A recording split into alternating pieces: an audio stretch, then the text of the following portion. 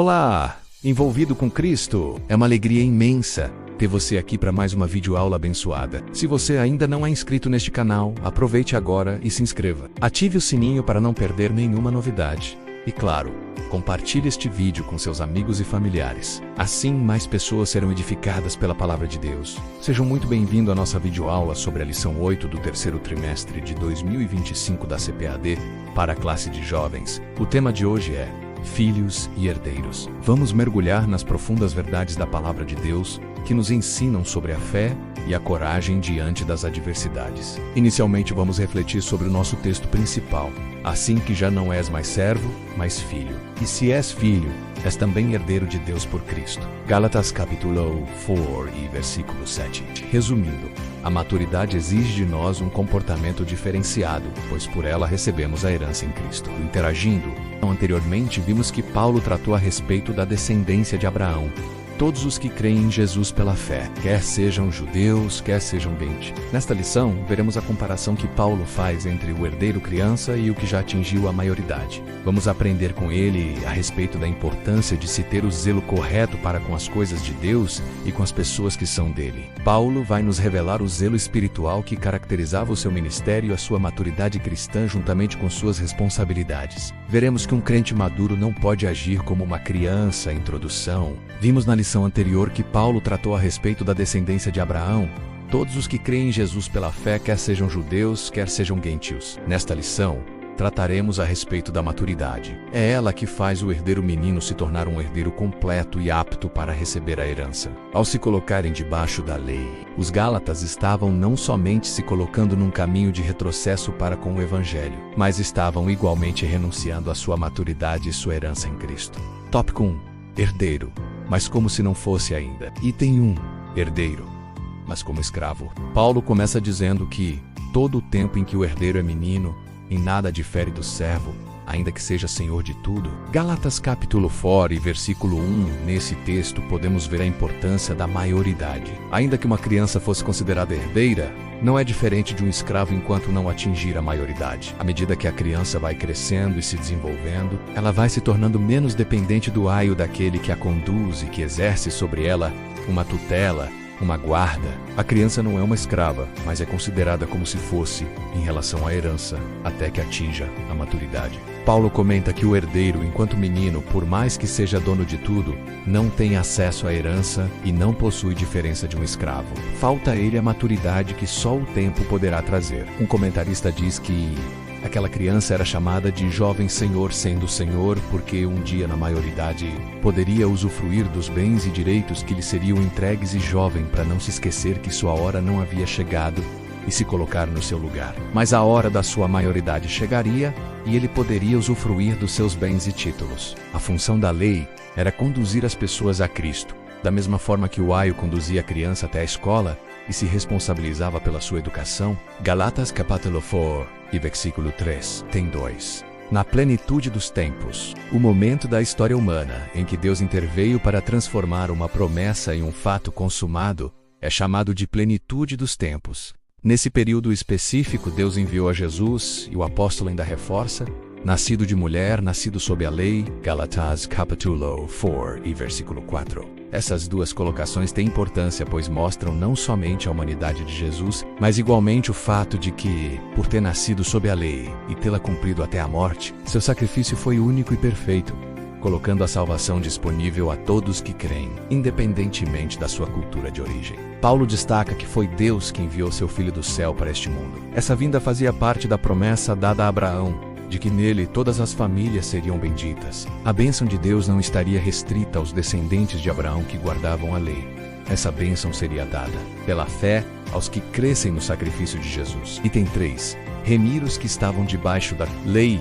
A vinda de Jesus foi para remir os que estavam debaixo da lei. Remir é comprar novamente. Paulo aqui nos mostra que as ações de Deus sempre têm um propósito. Nessa remissão, Jesus pagou a nossa dívida e com seu sangue. Nos comprou para Deus. Apocalipse capítulo 5, versículo 9. Certo estudioso comentou que os judeus dos tempos de Jesus, de forma geral, consideravam a lei como um capataz cujas ordens precisavam ser obedecidas por temor à penalidade decorrente da infração. Ela é o paidagogos, responsável por preparar e levar as crianças de uma família para a escola, onde seriam entregues ao mestre-escola. Uma vez entregue as crianças ao mestre-escola, a responsabilidade do paidagogos estava concluída. Nada mais há de ser feito por ele. Complemento. A expressão server do while traduz a palavra grega paidagogos, da qual deriva a palavra pedagogo. Isto é, professor, educador, guardião, nos tempos do Novo Testamento. Isto era uma referência ao servo pessoal que acompanhava o filho de um senhor. Onde quer que o filho fosse, inclusive à escola, agindo como guardião e exercendo disciplina sobre a criança. Este papel era mais o de uma babá do que o de um professor. O propósito da lei de Deus, durante algum tempo, foi guiar o povo nos caminhos de Deus, proteger o seu comportamento e dar disciplina. Mas o propósito supremo da lei de Deus é revelar o pecado e expor a nossa própria incapacidade de viver em conformidade com o padrão perfeito de Deus e nos mostrar a nossa necessidade de Cristo e da sua obra de salvação espiritual. A declaração que Paulo faz aqui é usada principalmente para mostrar a situação de um crente sob o concerto do Antigo Testamento. Isto é, a maneira de manter um relacionamento com Deus com base nas leis e sacrifícios do Antigo Testamento, antes que Cristo fizesse o sacrifício perfeito pelo pecado com a sua própria vida. No entanto, o princípio desta passagem também indica que os pais piedosos normalmente supervisionavam a instrução de seus filhos. Veja Deuteronômio capítulo 6, versículo 7. Esta supervisão seria feita por meio da educação na própria casa ou colocando as crianças sob os cuidados e a instrução de professores piedosos. As Escrituras ensinam claramente que os pais devem fazer tudo o que puderem para assegurar que seus filhos recebam uma educação centrada em Deus e que honre a Cristo em todos os aspectos da vida, começando no lar. Tópico 2. A nossa posição em Deus. Item 1. Somos filhos e herdeiros. Antes os Gálatas serviam aos ídolos, pois não conheciam a Deus, mas agora eles haviam sido salvos e não foram deixados à própria sorte. Eles foram recebidos como filhos. Gálatas capítulo 4 e versículo 6. Paulo prossegue dizendo que somos filhos e herdeiros, coisa que um escravo não é. Pelo Espírito Santo, os gentios poderiam chamar Deus de paizinho, não como diminutivo, mas como expressão de intimidade. Os gentios agora, em Cristo, obedecem a Deus para agradá-lo, e não porque podem ser punidos, como os ídolos faziam com aqueles que os adoravam. Mas essa nova posição para os Gálatas estava sendo abalada. Como tornais outra vez a esses rudimentos fracos e pobres, aos quais de novo quereis servir? Guardem os dias, e meses, e tempos, e anos. Gálatas capítulo 4 e versículos 9 e 10. Item 2. Guardando preceitos e regras. Eles eram filhos e herdeiros de Deus pela fé, mas observando a lei de Moisés, estavam como que voltando à época em que serviam a ídolos. Além disso, passaram a se preocupar com a guarda das festas hebraicas e dos dias santos. Uma regra para que a cultura judaica fosse prolongada entre os gentios. Eles aprenderam com os judaizantes a guardar rituais que se iniciavam com datas importantes do judaísmo. O que comer, o que não comer, e não deixar de celebrar tais datas. Na prática, havia pouca diferença entre o legalismo do paganismo e o dos ídolos, que antes os Gálatas adoravam. Não há nenhum impedimento em se guardar um dia para adoração a Deus. Os hebreus tinham seu próprio calendário, e dele se valiam para não descumprir os mandamentos. Guardamos o domingo, pois foi nele que Jesus ressuscitou, vencendo a morte e nos garantindo que seremos vitoriosos com ele nesse mesmo aspecto. Mas a guarda de datas e dias como um misticismo não é o que Deus tem para nós. Há algum problema em se seguir regras? De forma alguma. As regras nos ajudam a saber como nos portar em diferentes contextos e trazem organização. E no trabalho ou nos estudos, regras como cumprir horários e realizar suas atividades no departamento ou na sala de aula ajudam na organização e no bom relacionamento. Mas quando o cumprimento de regras se torna o referencial de espiritualidade, tal ideia não é correta, como ocorreu com os Gálatas. Item 3. Fraqueza de Paulo quando esteve com os Gálatas. Paulo relembra seus leitores que esteve com eles em fraqueza, uma forma de dizer que estava acometido de uma enfermidade. E por que ele faz isso? Diferente de pessoas que ensinam que quem serve a Deus não pode ficar doente, ou que, se está, é porque cometeu algum pecado, ou porque não tem fé. Paulo nos permite entender que estamos sujeitos às mazelas deste corpo de humilhação. Filipenses capítulo 3 e versículo 21, ele acrescenta: E não rejeitastes, nem desprezastes isso que era uma tentação da minha carne. Gálatas capítulo 4, e versículo 14. Os Gálatas tinham um coração aparentemente disposto à generosidade e à misericórdia, tanto que, se possível fora, arrancaríeis os olhos, e vós daríeis. Gálatas, capítulo 4, e versículo 15. A receptividade dos Gálatas foi relembrada para mostrar que Paulo não lhes era um oponente. Ele tinha gratidão pelos Gálatas. A graça de Deus, pregada pelo apóstolo, foi suficiente não só para alcançar seus ouvintes, mas igualmente poderosa para que eles recebessem a Paulo como mensageiro de Deus, mesmo quando estava adoecido. E os judaizantes estavam se aproveitando dessa boa vontade dos Gálatas para semear entre eles a desobediência. Tópico 3. Maturidade e responsabilidade. Item 1. Inimigo fala a verdade? É possível que os judaizantes estivessem ensinando que Paulo era um inimigo dos Gálatas, por falar daquela forma com eles. Mas o apóstolo fazia com o coração de um verdadeiro pastor, não como um aventureiro. Ele falava a verdade em amor.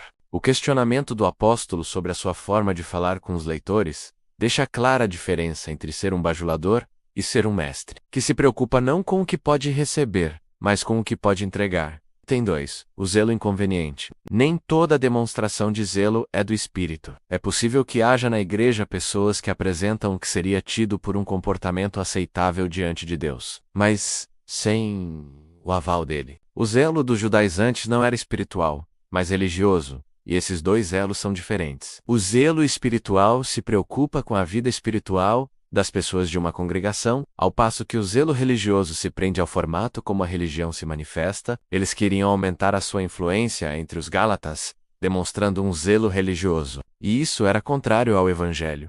Eles têm zelo por vós, não como convém, mas querem excluir-vos, para que vós tenhais zelo por eles. Gálatas capítulo 4, e versículo 17. O zelo dos judaizantes era inconveniente. Paulo era contrário ao zelo espiritual. De forma alguma, ele diz: é bom ser zeloso, mas sempre do bem, e não somente quando estou presente convosco. Gálatas capítulo 4, versículo 18.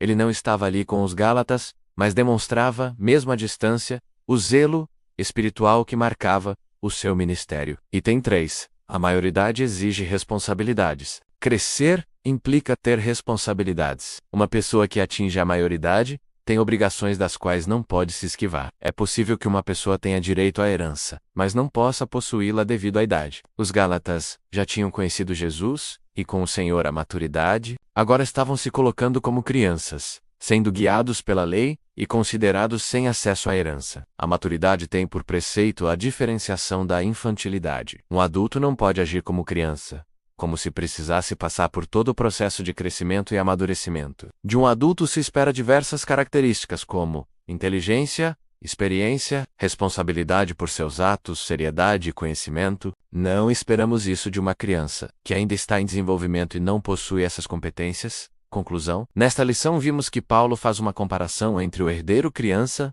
e o herdeiro que já atingiu a maioridade, e mostra a importância de se ter o zelo correto para com as coisas de Deus e as pessoas de Deus. Ele mostra o zelo espiritual que caracterizava o seu ministério, e que a maturidade tem suas responsabilidades, não sendo, portanto, compatível a uma pessoa madura agir como uma criança para com as coisas de Deus. Muito obrigado por acompanhar esta videoaula. Que Deus abençoe a todos, e que possamos viver a verdade de Cristo em nosso dia a dia. Até a próxima. Shalom, envolvidos com Cristo.